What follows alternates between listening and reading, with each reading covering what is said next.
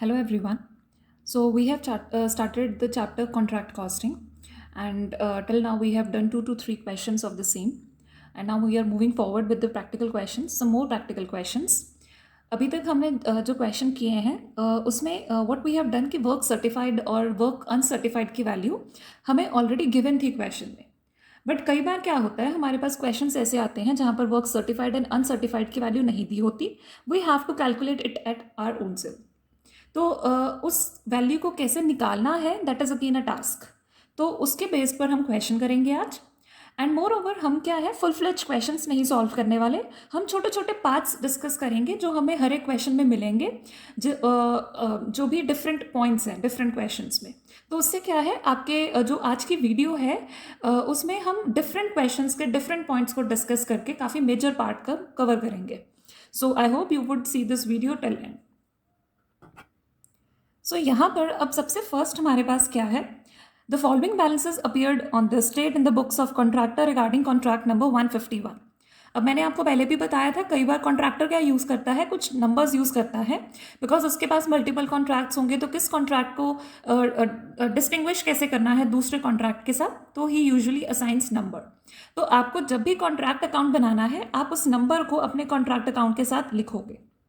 Materials हैं, plan purchased, wages paid, direct expenses, indirect expenses. As such कोई भी अभी तक आइटम न्यू नहीं है जो डिस्कस करने की ज़रूरत है. कॉन्ट्रैक्ट प्राइस हमें दिया है 7 lakhs. वर्क स्टार्ट हुआ था आपका 1 Jan 2010 को, और आपको क्लोजिंग बैलेंसेस उन्होंने दिए थे. Plant is to be depreciated at 15% per annum. Cash received was 2,40,000, being 80% of work certified. The following expenses were incurred after receiving the surveyor's certificate. Material 9,000, labor 15,000, expenses 4,000. Prepare contract account and show the profit to be taken to costing P&L. अब ये हमारे पास एक question है. अगर question में check किया जाए तो हमें वर्क सर्टिफाइड की वैल्यू नहीं दी है, and along with that uncertified की भी नहीं है. तो हम ये कैसे निकालते हैं? अब यहाँ पर एक बात हमें ये ध्यान में रखनी है कि ये जो क्वेश्चन है इसमें बताया कि 1 Jan को आपका कॉन्ट्रैक्ट जो है वो स्टार्ट हुआ है, दैट मीन्स, और कंप्लीट हुआ है इस डे को. बट कहीं पर भी ये नहीं बताया कि कॉन्ट्रैक्ट कंप्लीट हो गया है या पेमेंट हो चुकी है. दैट मीन्स ये आपका कौन सा केस है, ये आपका केस नंबर 2 है, जहाँ पर कॉन्ट्रैक्ट स्टार्ट तो हो गया है बट कंप्लीट नहीं हुआ है with in that given period. And certified और अनसर्टिफाइड की कुछ बेसिक डिटेल्स गिवन है बट पूरी डिटेल्स नहीं गिवन. तो अब यहाँ पर कैसे निकालना है? उन्होंने हमें बोला है कि जो कैश आपने रिसीव किया है वो कैश है आपका 2,40,000. अब जो ये 2,40,000 है, ये वर्क सर्टिफाइड का 80% है. तो यहाँ से हम अपने वर्क सर्टिफाइड की वैल्यू निकाल सकते हैं. हम करेंगे work certified is equal to 2,40,000. ये जो 2,40,000 है ये 80% वैल्यू है. हमें कौन सी वैल्यू निकालनी है? 100%. तो मल्टीप्लाई करेंगे 100 से, डिवाइड करेंगे 80 से, बिकॉज हमें पता है वर्क सर्टिफाइड का ही कुछ पार्ट कैश में पे किया जाता है. यहाँ पर वर्क सर्टिफाइड का 80% पार्ट कैश में पे किया है. हम 100% वैल्यू यहाँ से निकाल सकते हैं. So from here you will get the value of work certified as ₹3 lakhs. अब ये तो वैल्यू आ गई सर्टिफाइड की. अब अनसर्टिफाइड की वैल्यू कैसे निकालें? अब उसके लिए हमेशा एक बात ध्यान में रखना, सर्वेयर जो होता है वो अगर सर्टिफिकेट दे देता है तो उसको हम कहते हैं कि वर्क सर्टिफाइड है, अप्रूव हो चुका है कि आपका इतना काम तो कंप्लीट है. एक बार वर्क सर्टिफाइड मिलने के बाद जो भी खर्चा होगा आपका, whatever expenses you are incurring after receiving your work certified, after receiving your certificate of work completion, वो सारे के सारे खर्चे आपके वर्क अनसर्टिफाइड में आएंगे. अब यहाँ पर आप चेक करो, आपको बोला गया है the following expenses were incurred after receiving the surveyor certificate. मतलब वर्क सर्टिफाइड होने के बाद कुछ खर्चे हैं, तो वो सारे के सारे एक्सपेंसेस आपके क्या हैं? अनसर्टिफाइड. कि अभी उनके लिए हमें सर्वेयर ने कोई अप्रूवल नहीं दिया है, तो वो हमारा अनसर्टिफाइड पार्ट ही रहेगा. तो यहाँ पर अनसर्टिफाइड क्या हो जाएगा? आपका जो मटेरियल है 9,000, प्लस जो आपकी लेबर है 15,000, प्लस जो आपका फर्दर एक्सपेंसेस हैं 4,000 के. तो यहाँ से जो टोटल आपका एक्सपेंस आएगा, 9 + 4 = 13, 13 + 15 = 28,000 रुपीज़. आपका जो खर्चा आएगा वो वर्क अनसर्टिफाइड की वैल्यू आ जाएगी. So that's it. अब आपका क्वेश्चन सॉल्व करना इजी है। यहाँ से अब आपको क्या निकालना है, आप चेक करोगे कि अगर आपको नोशनल प्रॉफिट आ रहा है तो आप नोशनल प्रॉफिट निकालो, और नोशनल प्रॉफिट का कितना पार्ट P&L को जाएगा उन्होंने ये भी हमें बोला है। अगर नहीं भी बोला होता तब भी आप कैलकुलेट करते। वो चीज़ कैसे कैलकुलेट करेंगे, हम स्टेज ऑफ कंप्लीशन निकालेंगे। स्टेज ऑफ कंप्लीशन कैसे निकाली जाती है, आपका जो कॉन्ट्रैक्ट प्राइस है और जो आपका वर्क सर्टिफाइड है उसका रिलेशन। कॉन्ट्रैक्ट प्राइस यहाँ पर कितना है 7 लाख, वर्क सर्टिफाइड आपने कितना निकाला है 3 लाख्स। तो यहाँ से आप अपना चेक कर सकते हो कि आपका विद इन विच लिमिट वो पार्ट इनकर हो रहा है। अब कई बार क्या होता है कि जब आप वो रिलेशन निकालते हो कि उनकी फ्रैक्शन कितनी आई है, आपको डाउट क्रिएट ना हो, मैं उस पार्ट को आपके लिए और इजी बना रही हूँ। इजी कैसे, हम परसेंटेज में चल पड़ते हैं। परसेंटेज में कैसे, 1/4 का मतलब होता है 25%। तो अगर आपका कॉन्ट्रैक्ट 25% से कम कंप्लीट हुआ है तो आप क्या है 0 ट्रांसफर करोगे टू योर P&L। अब 1/4 25% के इक्वल या ज़्यादा, और हाफ का मतलब क्या हुआ 50%। तो आपने within these limits check कर लेना है, तब आपका 1/3 जाएगा और फॉर्मूला आप ये वाला अप्लाई करोगे। नेक्स्ट जो हम चेक करेंगे वो चेक करेंगे नेक्स्ट लिमिट। ये हाफ है, हाफ का मतलब क्या है 50% या उससे ज़्यादा और लेस देन 90%, और फिर आपका near to the stage of completion होगा। तो वो डिफरेंट लिमिट्स हैं। आप मैंने उसको और सिंप्लीफाई वे से कर दिया सो दैट आपको कभी निकालने में मुश्किल ना आए, बिकॉज फ्रैक्शंस में कई बार कुछ स्टूडेंट्स को कन्फ्यूजन क्रिएट हो जाती है। तो हम अभी देखते हैं जो हमने क्वेश्चन फर्दर देखेंगे कैसे उन्होंने work certified uncertified contract price का रिलेशन निकाला है। परसेंटेज में ही अब हम उसको सॉल्व करने की कोशिश करेंगे। And now we are going to solve one more point, और उसके लिए हम एक इलस्ट्रेशन रीड करेंगे, और उसमें हमारे पास क्या है, प्लांट का पॉइंट बहुत इंपॉर्टेंट है, और वैसे ही प्लांट की एडजस्टमेंट्स काफ़ी बार आपको फर्दर क्वेश्चंस में भी मिलेंगी। तो हम उस पार्ट को इस पर्टिकुलर क्वेश्चन में सॉल्व करेंगे। अगेन पूरा क्वेश्चन नहीं सॉल्व करना, just a part which is important and which should be discussed. Surya Construction Limited was with a paid up share capital of 50 lakhs undertook a contract to construct MIG apartments. The work started on 1st April 2009. The contract price was 60 lakhs. Cash received on account of the contract up to 31st March was 18 lakhs, being 90% of the work certified. अब यहाँ पर हमें पता चल गया, क्योंकि उन्होंने work certified या अनसर्टिफाइड की बात कर दी है, तो दैट मीन्स कॉन्ट्रैक्ट अभी कंप्लीट नहीं हुआ है। एंड सेकेंड थिंग, जो आपको कैश रिसीव हुआ है वो कंप्लीट नहीं रिसीव हुआ कॉन्ट्रैक्ट प्राइस का। हमारा जो कॉन्ट्रैक्ट प्राइस है वो 60 लाख्स है, कैश रिसीव हुआ है 18 लाख्स। ऑब्वियस है कॉन्ट्रैक्ट कंप्लीट नहीं हुआ है with in that particular year. So being जो कैश रिसीव हुआ है वो 90% है वर्क सर्टिफाइड का, तो यहाँ से हम वही मेथड अप्लाई करेंगे जो प्रीवियस अभी डिस्कस किया है, और वर्क सर्टिफाइड की वैल्यू आ जाएगी। But not certified was 1 lakh, और यहाँ पर अनसर्टिफाइड की आपको डायरेक्ट वैल्यू उन्होंने दी हुई है। As on 31st March 2010, material at site was estimated at 30,000. अब ये क्लोजिंग डेट है आपके लिए, तो क्लोजिंग डेट पे आपको क्लोजिंग मटेरियल बता दिया, मशीनरी एट साइट भी बता दिया जो आपकी क्लोजिंग डेट पर पड़ी है। Machinery at site costing ₹2 lakh was returned to store and wages outstanding were 5,000. Plant and machinery is to be depreciated at 5%. तो अब उन्होंने बोला आपने जो मटेरियल है साइट पर पड़ा है वो 30,000 है, मशीनरी जो साइट पर पड़ी थी उसमें से 2 lakhs की कॉस्ट वाली, I am pointing on cost, I am pointing on 2 lakhs, and I am pointing on one more point at site जो आपने रिटर्न किया है। ये बहुत इंपॉर्टेंट है इस क्वेश्चन में। सो 2 lakhs की कॉस्ट के मशीनरी आपने स्टोर में रिटर्न कर दी, आउटस्टैंडिंग वेजेस हैं तो वेजेस में इनको ऐड कर देंगे, और प्लांट एंड मशीनरी को आपको डेप्रिशिएट करना है 5% पे। ध्यान में रखना है कि 5% के साथ पर एनम नहीं है, तो आपको पूरे साल का ही डेप्रिसिएशन लगाना है, चाहे आपने उसको 4 weeks यूज़ किया चाहे 4 months यूज़ किया हो। हाउएवर क्वेश्चन में ऐसा मंथ के रिगार्डिंग कोई कॉन्सेप्ट गिवन नहीं है, तो आपका डेप्रिसिएशन पूरा ही लगेगा। The following were the ledger balances as per trial balance as on 31st March 2010. अब आपको कुछ डेबिट बैलेंसेस दिए हैं, क्लोजिंग डेट के बैलेंसेस हैं, जैसे लैंड एंड बिल्डिंग। अब लैंड एंड बिल्डिंग है, ये आपके बैलेंस शीट के पार्ट होगा, ये आपका कभी भी कॉन्ट्रैक्ट अकाउंट में शो नहीं होगा। कॉन्ट्रैक्ट अकाउंट में तब शो होता है अगर हम उसको एक्चुअल में कॉन्ट्रैक्ट में यूज़ करते। हम लैंड एंड बिल्डिंग को कभी कॉन्ट्रैक्ट में यूज़ नहीं कर रहे, तो इसको आपको डायरेक्ट बैलेंस शीट में ही पोस्ट करना है with no adjustment in contract account. अब ये पार्ट है आपका इंपॉर्टेंट, प्लांट एंड मशीनरी है, टोटल उन्होंने कितना बोला है 25 lakhs, और उसमें से 60% आपने साइट पर लगाई हुई है। साइट पर मतलब कॉन्ट्रैक्ट में आपने कितनी यूज़ की है, टोटल उस कॉन्ट्रैक्टर के पास 25 लाख की मशीनरी है, प्लांट है, बट उसमें से 60% ही उसने कॉन्ट्रैक्ट में लगाया है, मतलब बाकी का जो 40% है वो उसके पास अभी भी उसके स्टोर में ही पड़ा है। देन फर्नीचर है, नहीं यूज़ कर रहे कॉन्ट्रैक्ट में, तो हम इसको सीधा बैलेंस शीट में ही डालेंगे। मटेरियल है, मटेरियल अगर आपको सिंपल गिवन है तो हम क्या मानते हैं कि ये आपके लिए क्या है, मटेरियल परचेज्ड होगा, तो इसको हम debit side of credit contract account post करेंगे। और फिर हमें क्या गिवन है, फ्यूल एंड पावर गिवन है, हमेशा डेबिट एक्सपेंस करेंगे, site expenses, office expenses, rates and taxes, ये आपके सारे क्रेडिट साइड डेबिट साइड आएंगे कॉन्ट्रैक्ट अकाउंट के। कैश एट बैंक है, डायरेक्टली इसको बैलेंस शीट में ही डालेंगे। और आपको बोला है वेजेस, वेजेस आपका एक्सपेंस होता है तो कॉन्ट्रैक्ट अकाउंट की डेबिट साइड में इसको पोस्ट करेंगे। अब यहाँ पर एज सच डिफिकल्टी किसी चीज़ में नहीं है, सिर्फ और सिर्फ प्लांट के रिगार्डिंग है।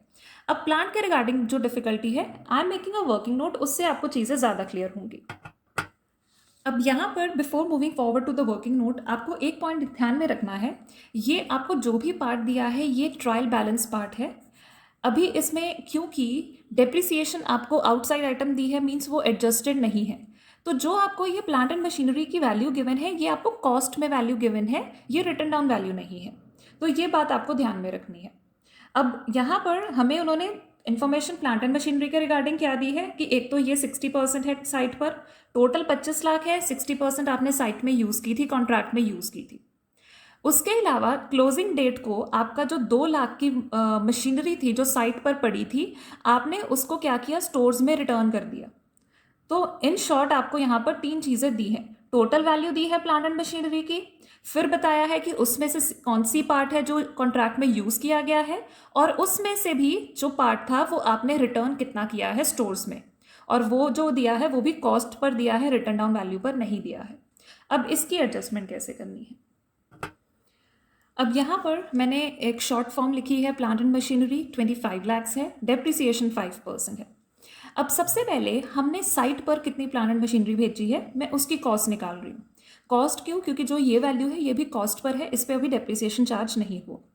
तो हमने 60% मशीनरी को साइट पर यूज़ किया है, तो 15 लाख्स की मशीनरी आ गई साइट पर। अब यहाँ पर अगर 60% आपने साइट पर यूज़ की है, दैट मीन्स 40% क्या है, वो आपके अभी स्टोर्स में पड़ी होगी मशीनरी। तो हमने क्या किया, इन स्टोर्स की मशीनरी को अलग से कैलकुलेट किया, इन store which is 25 lakhs, 40% 10 lakhs आपका कॉस्ट पर आ गया। तो ये हमारे अभी 2 पार्ट्स हो चुके हैं, किनको हमने कॉन्ट्रैक्ट में यूज़ किया है और किनको हमने कॉन्ट्रैक्ट में यूज़ नहीं किया है। अब यहाँ पर ये पार्ट है, इसकी एडजस्टमेंट कैसे करनी है। सबसे पहले तो जो आपने साइट पर यूज़ की है, इस पार्ट को हम क्या करेंगे, डेबिट करेंगे कॉन्ट्रैक्ट अकाउंट में, टू प्लांट एट साइट। क्योंकि साइट से अगर कोई भी चीज़ आप कॉन्ट्रैक्ट में यूज़ कर रहे हो तो हम उसको हमेशा लिखते हैं to plant taken at site या to plant taken from store, like this. तो ये पार्ट तो सबसे पहले आपका डेबिट होगा, और हमेशा जब भी डेबिट साइड के अमाउंट आती है वो कॉस्ट पर ही आती है, उसको आप रिटर्न डाउन वैल्यू पर यूज़ नहीं करते। तो ये आपका शो होगा। लेट मी शो यू कि इसकी एडजस्टमेंट उन्होंने कैसे की। यहाँ पर यू कुड नोटिस उन्होंने debit side of contract account में टू प्लांट एंड मशीनरी 60% जो कॉन्ट्रैक्ट में है उसको 15 लाख्स रिकॉर्ड कर लिया। अब हमने क्या करना है, क्लोजिंग डेट में अपने प्लांट को कैसे रिकॉर्ड करना है, बिकॉज क्रेडिट साइड में अब हमने क्लोजिंग चीज़ें रिकॉर्ड करनी है, तो उसकी वर्किंग नोट क्या है। अब सबसे पहले हमें ध्यान में ये रखना है कि 15 लाख्स में से हमने क्या किया, 2 लाख की कॉस्ट का जो मशीनरी थी उसको हमने स्टोर्स में रिटर्न कर दिया। तो पहले तो हम ये 2 पार्ट्स रख लेते हैं कि 15 लाख्स में से 2 लाख्स हमने स्टोर को रिटर्न कर दिया है, और बाकी की अब हमारे पास कितनी अमाउंट की प्लांट एंड मशीनरी वहाँ पर पेंडिंग है, जो साइट पर है वो है 13 लाख्स, ये आ जाएगा। अब हम करेंगे यहाँ पर इनके ऊपर डेप्रिसिएशन चार्ज।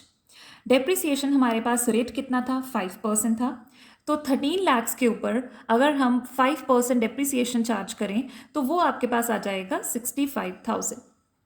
तो यहाँ पर इसकी जो वैल्यू आएगी वो आएगी 12,35,000, क्योंकि मटेरियल ये प्लांट एंड मशीनरी क्या है, plant and machinery at site on closing date, वो हमेशा डेप्रिसिएटेड वैल्यू है, हमने उसकी वो वैल्यू निकाल ली, रिटन डाउन वैल्यू। एक पार्ट ये हो गया। सेकेंड पार्ट है मटेरियल जो आपने स्टोर्स को मशीनरी जो आपने स्टोर्स को रिटर्न की है। अब रिटर्न की हुई वैल्यू भी हमेशा आपकी रिटर्न डाउन वैल्यू ही रहती है। तो इसके ऊपर भी हम निकालेंगे डेप्रिसिएशन। डेप्रिसिएशन है 5%, 5% ऑफ 2 lakhs, वो हमारे पास वैल्यू हो जाएगी 10,000। तो 10,000 की अब रिटर्न डाउन वैल्यू हमारे पास आ जाएगी 1,90,000। तो ये दो वैल्यूज़ आ गई, एक वो जो आपने अभी तक अपने साइट पर ही पड़ी रहने दी है, और एक वो जो आपने यूज़ की थी और फिर बाद में आपने उसको स्टोर्स में रिटर्न कर दिया। अब इसकी एडजस्टमेंट देखते हैं कॉन्ट्रैक्ट अकाउंट में कैसे आनी है। ये वाला पार्ट आपका कॉन्ट्रैक्ट अकाउंट में शो नहीं होगा बिकॉज ये आपने यूज़ ही नहीं किया कॉन्ट्रैक्ट में। ये पार्ट शो होगा बिकॉज आपने यूज़ करके स्टोर में रिटर्न किया है। तो अब ये दोनों वैल्यूज़ को हम अपने credit side of contract account mention करेंगे। अब यहाँ पर you could notice by machinery to store cost 1,90,000, उन्होंने 10,000 डेप्रिसिएशन डिडक्ट किया है। और जो सेकेंड पार्ट है it is mentioned here, by plant and machinery cost इतने की थी, डेप्रिसिएशन डिडक्ट किया 12,35,000। तो ये दोनों हमने कॉन्ट्रैक्ट कॉस्ट में, कॉन्ट्रैक्ट अकाउंट में मेंशन कर दिए। अब यहाँ पर तो कंप्लीट हो गया। अब बैलेंस शीट में इनको कैसे रिकॉर्ड करना है। बैलेंस शीट में आपकी हर एक वैल्यू रिकॉर्ड होती है, चाहे आपने उसको कॉन्ट्रैक्ट में यूज़ किया है चाहे आपने यूज़ नहीं किया है। अब अगर हम अपना वर्किंग नोट चेक करें, वर्किंग नोट के अकॉर्डिंग हमारी एक मशीनरी जो साइट पर है वो भी बैलेंस शीट में आएगी, जो साइट से आपने रिटर्न की है वो भी बैलेंस शीट में आएगी, और जो आपने स्टोर में ही पड़ी रहने दी, जो आपने यूज़ ही नहीं की कॉन्ट्रैक्ट अकाउंट में, वो भी आती है। तो वो वैल्यू भी आपकी रिटर्न डाउन पर ही कैलकुलेट होगी, वो भी डेप्रिसिएशन माइनस करके ही आएगी, कॉस्ट पर रिकॉर्ड नहीं करोगे। तो उसमें से क्या है, माइनस कर रहे हैं डेप्रिसिएशन। 10 lakhs के ऊपर आपका जो डेप्रिसिएशन आएगा 5% के according, that will be equal to your 50,000। तो यहाँ पर हमारे पास जो वैल्यू आ जाएगी that is equal to 9,50,000 rupees machinery, जो प्लांट एंड मशीनरी जो स्टोर पर है। तो in short at the end we have these 3 kinds of plant and machinery available with us which should be recorded in our balance sheet. So here is our adjustment balance sheet. ये closing date है, आप check करो, एक बार उन्होंने इस value को record किया, एक बार ये वैल्यू है, और एक बार आपकी ये वैल्यू है। So these are the 3 items which have to be recorded. अब यहाँ पर बाकी सारी चीज़ें आपकी सेम हैं। हमें क्वेश्चन में जो भी मटेरियल हमने साइट पर रिटर्न किया था वो क्लियरली मेंशन था, इवन कि हमारा जो फर्नीचर था वो भी क्लियरली मेंशन था। Let me show you. यहाँ पर उन्होंने बोला था जो आपने मटेरियल साइट को रिटर्न किया है 30,000, वो भी आपकी बैलेंस शीट में ही आता है, और आपके आउटस्टैंडिंग वेजेस हैं वो भी बैलेंस शीट में आएंगे, लैंड एंड बिल्डिंग आएगी, फर्नीचर आएगा, कैश एट बैंक था वो भी आपका यहीं पर ही शो होना है। तो उन्होंने इन्हीं आइटम्स को यहाँ एडजस्ट किया, material at site, land and building, furniture है, कैश एट बैंक है। वर्क इन प्रोग्रेस को आपको खुद कैलकुलेट करना होता है बिकॉज ये आपका वहीं से ही पार्ट शो होता है कॉन्ट्रैक्ट अकाउंट से। वर्क सर्टिफाइड, उस एड अनसर्टिफाइड, जो आपने वर्क इन प्रोग्रेस को डाला है वो माइनस करेंगे, और जो पार्ट आपने कैश में रिसीव कर लिया है कॉन्ट्रैक्ट का वो आएगा। क्वेश्चन में मेंशन था कि हमने कितना पार्ट रिसीव किया है, 18 lakhs, तो 18 lakhs को ही हम यहाँ से माइनस करेंगे। आउटस्टैंडिंग वेजेस को यहाँ पर शो कर दिया गया है।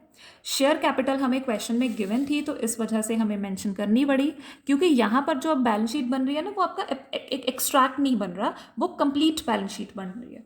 तो कंप्लीट बैलेंस शीट बनाने के लिए आपको हर एक आइटम को रिकॉर्ड करना है। तो हमने क्या किया, यहाँ पर 50 lakhs की शेयर कैपिटल को भी पोस्ट कर दिया। अब आता है P&L। ये P&L कैसे आया, हमें पता है कि हमने क्या किया होगा, जो हमारे पास नोशनल प्रॉफिट आया है उसमें से कुछ हिस्सा हमने P&L को डाला और कुछ हमने रिजर्व में डाला, depending upon the stage of completion की 25%, 90%, 50%, जिस भी एरिया में वो लाई कर रहा है। वर्क इन प्रोग्रेस रिजर्व को तो आपने क्या किया, यहाँ पर सब्ट्रैक्ट कर दिया, बट जो ये P&L है ये आपका शो होता है इस साइड। हमेशा नॉर्मली भी हम ऐसे ही करते हैं, आपका अगर प्रॉफिट है तो वो ऐड होगा, लॉस है तो वो सब्ट्रैक्ट होगा, बट यहाँ पर एक एडजस्टमेंट को किया गया है पूरा, वो है 50,000। अब ये कौन सी एडजस्टमेंट है डेप्रिसिएशन की, हमने देखा था कि हमारे पास 3 तरह की प्लांट एंड मशीनरी अवेलेबल थी, this one and this one. इन दोनों का डेप्रिसिएशन तो कॉन्ट्रैक्ट अकाउंट से एडजस्ट हो गया था, बट जो ये डेप्रिसिएशन था ये तो हमने कहीं पर भी एडजस्ट नहीं किया, और कॉन्ट्रैक्ट अकाउंट में तो कभी भी इसकी एडजस्टमेंट नहीं होती। बट क्योंकि बैलेंस शीट अब आपकी टोटल बन रही है, एक्सट्रैक्ट नहीं बन रहा है, आपको इस डेप्रिसिएशन को एडजस्ट करना है फ्रॉम योर P&L अकाउंट। इसके होने से आपका जो प्रॉफिट है वो कम हो जाता है, तो उन्होंने उसी पार्ट को रिड्यूस कर दिया। So this was all about a new form of question जो आपको अटेम्प्ट करना है. प्लांट एंड मशीनरी का बहुत इंपॉर्टेंट कॉन्सेप्ट है, so please do it very carefully. Now, if you want to solve this question completely and you want to have a soft copy of this question, just join our Telegram group and ask for the question and the notes there. We will provide you the same. I will provide the link for joining the Telegram group in the description box. Thank you so much.